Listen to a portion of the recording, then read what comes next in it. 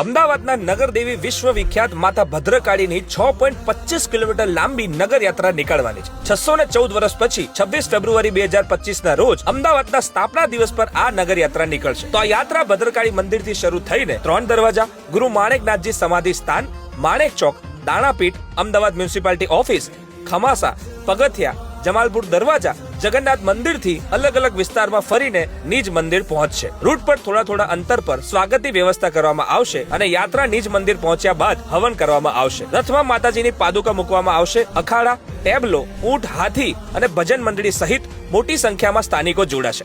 એ ઉપરાંત વડાપ્રધાન નરેન્દ્ર મોદી, ગૃહમંત્રી અમિત શાહ અને મુખ્યમંત્રી ભૂપેન્દ્ર પટેલ સહિત મહાનુભાવો નગર યાત્રાનું પ્રસ્થાન કરાવી શકે છે. આ મંદિરના ઇતિહાસને લઈને જુદા જુદા મત છે, જેમાં એવું કહેવાય છે કે મંદિર 1411 ની સાલમાં બન્યું છે, પણ 11મી સદીમાં ગુજરાતના સ્થાપક રાજા કર્ણદેવે મંદિરની સ્થાપના કરી હોય એવું દર્શાવવામાં આવ્યું છે.